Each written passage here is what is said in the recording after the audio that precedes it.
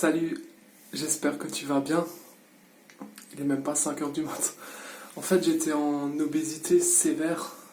J'étais arrivé à un stade extrêmement dramatique où je pesais 140 kilos, où j'osais plus sortir de chez moi, où quand je me regardais dans le miroir, en fin de compte, je croyais pas ce que je voyais, j'acceptais pas du tout, j'avais complètement pas confiance en moi, c'est toujours le cas. Mais bon, j'essaie de m'améliorer. Là maintenant, en fin de compte, je viens de me peser et je pèse 89,7. Je suis absolument transparent avec toi, hein. Ça fait environ, comment dirais-je, j'ai commencé à stabiliser en février. D'accord, donc là on est en mai, pratiquement juin. Ça fait pratiquement 4 mois que je stabilise mon poids. Et je peux te dire que c'est extrêmement compliqué. J'ai toujours autant des crises de boulimie. En fait, la première stratégie que j'aimerais te partager pour maintenir ton poids. Alors, en toute transparence, j'ai pris, je fais un yo-yo de 3 kilos environ. D'accord, je peux être à 87 comme je peux être presque à 90 comme maintenant 89,7 et encore.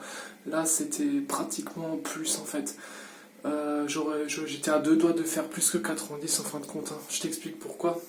Dans le premier conseil que j'aimerais te donner pour maintenir ton poids, c'est de manger quand tu as faim. Ça paraît anodin, mais c'est extrêmement important. Aujourd'hui, on vit dans une société où la productivité, le travail et tout a fait que tu ne prends plus soin de ta santé en fait. Le plus important, c'est d'être productif et de gagner de l'argent et d'essayer de survivre, tu vois ce que je veux dire. Au début, je mangeais à des horaires stricts en fait, genre voilà. 7 heures, je mange mon petit déjeuner, 10 heures pile, je mange ma collation, midi, je mange ma barre, voilà. Depuis que je stabilise, j'ai utilisé l'option Smart Food en fait, c'est la barre. Ensuite, 16 heures la collation, pas 15h30, pas 15h45, 18 heures on mange ton plein, etc. Au jour d'aujourd'hui, il faut manger quand t'as faim en fait, c'est extrêmement important parce que c'est très désagréable de ressentir la sensation de faim. Et je peux te garantir que quand tu as trop souvent faim dans une journée, tu ne tiendras pas sur le long terme. C'est pas possible en fait. Des fois je mange à 11h15, des fois je mange à 11h30, je mange une barre en fait. Donc du coup, même peu importe où je suis, c'est ça qui est intéressant. Des fois, je suis en train de travailler, je suis en train de faire un truc important, et tac, je sors ma barre fit, c'est extrêmement pratique. Et finalement, au début, j'ai eu un a priori sur les barres, etc., la smart food, comme je te partageais dans la précédente vidéo, mais aujourd'hui, ça aide vraiment énormément. Ça te permet justement de ne pas grossir, de manger sainement. D'accord, et de ne plus avoir la sensation d'avoir faim, et ça c'est extrêmement important parce que quand t'as faim, t'as toujours envie de penser, tu penses plus qu'à ça, c'est très désagréable et tu ne t'intéresses plus du tout en fin de compte à ton travail, à ce qui est important pour toi, tu vois ce que je veux dire. Donc c'est extrêmement important de manger quand t'as faim. Voilà, des fois je mange à 8 heures, des fois je mange à 6 heures, c'est ce que je fais en fait actuellement, et les barres fit, ça permet de le mettre dans la poche et de manger très discrètement, tu vois, contrairement par exemple, j'ai remarqué que quand tu bois une boisson feed en fait, ou notre smart food, notre marque de smart food, et ben tu vois, c'est quand même assez imposant, tu peux pas le transporter partout, tu es obligé d'attendre qu'elle la pose, alors qu'une barre tu mets dans la poche, et ça me rassure, quand j'ai une barre ça me rassure, je me dis tiens, tu vois, quand t'as très très faim, t'as tendance à manger vraiment n'importe quoi. Et aussi, j'aimerais te partager un deuxième conseil. Moi, je suis quelqu'un de boulimique. Voilà, j'ai toujours eu des crises de boulimie toute ma vie. Et c'est pas parce que j'ai perdu 40 kilos que je les ai plus. Maintenant, j'aimerais te parler des crises de boulimie. Si toi aussi, tu as des crises de boulimie, tu vois ce que je veux dire. Le premier conseil que je peux te donner, et quand tu vis avec quelqu'un qui fait pas forcément de régime ou qui mange pas forcément, c'est le premier signe de la crise de boulimie. En fait, le premier conseil que je peux te donner, c'est qu'il faut que la personne avec qui tu vives, ou les personnes, que ce soit ta copine, ton copain, tes parents, que sais-je, même si tu vis tout seul, tant mieux pour toi. Mais si tu vis avec des gens, il faut qu'ils t'encouragent, il faut qu'ils te soutiennent, il faut qu'ils soient là pour toi, il faut qu'ils t'aident. Moi, ce que j'ai fait, c'est que hier soir, bon, tu vas peut-être rire, mais hier soir, ma copine, elle a fait des faritas. Et moi, j'ai mon plan alimentaire.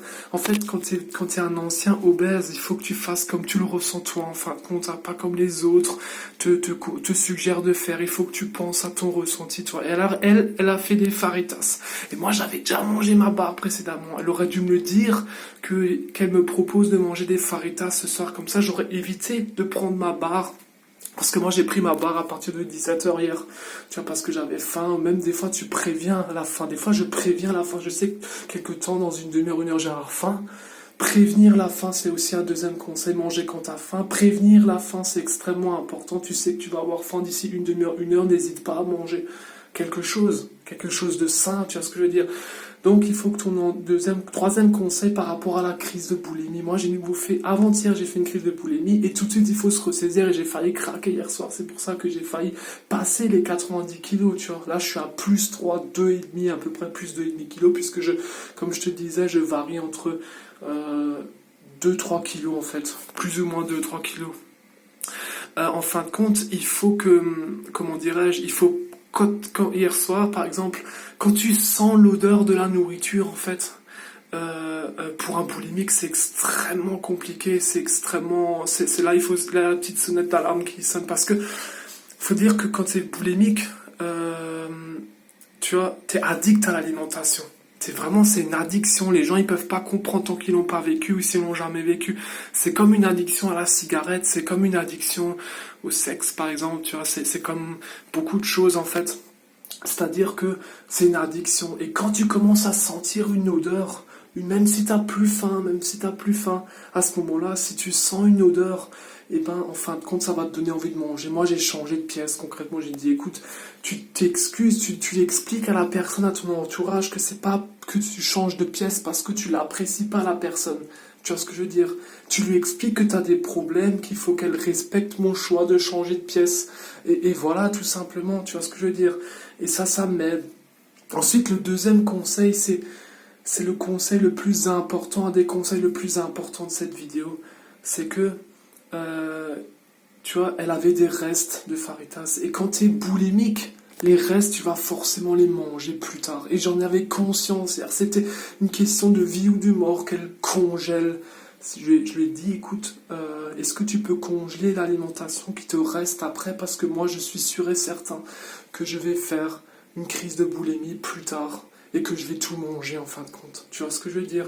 Au début, elle va pas comprendre, elle va pas comprendre. Il faut que tu insistes, il faut que tu lui expliques. Tu dis, écoute, si tu m'aimes, si tu m'apprécies, fais ce que je te dis, parce que crise de boulimie, c'est extrêmement compliqué à gérer.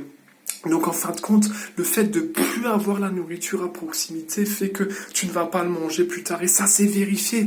Parce qu'elle m'a dit la chose suivante, oui, mais de toute façon, si je congèle mes faritas, c'est super bon, de poivron. C'était quoi? C'était de la viande végétale, tu vois. Elle m'a dit, si tu congèles l'alimentation, de toute façon, même si tu fais une crise de boulimie, tu vas le décongeler. Non, non, non, non, non, non, non, non, non, non. En fait, quand tu fais une crise de boulimie, tu vas dans la facilité parce que tu as besoin de manger tout de suite. Pourquoi tu vas pas décongeler la nourriture? Parce qu'il n'y a rien d'autre. Parce que, en fait, ça va te prendre du temps. Et le temps que tu auras décongelé ta nourriture, ta crise de boulimie va passer. Tu vois ce que je veux dire? C'est pour ça que c'est important, si jamais la personne... Parce que le problème, c'est que si elle le met dans le frigidaire, tu sais qu'il est dans le frigidaire. Donc, quand tu auras ta crise de boulimie, tu vas le manger. Tu vois ce que je veux dire? Là, en le congelant, c'est une excellente méthode. Donc, dis à ta copine, si toi-même tu as du reste... Mais le conseil quand même que je te donne, c'est de faire précisément la quantité que tu vas manger. Tu le pèses, c'est important, tu vois. Donc, il faut absolument pas que la nourriture soit dans les placards. Il faut pas qu'ils soient dans les placards. Parce que justement,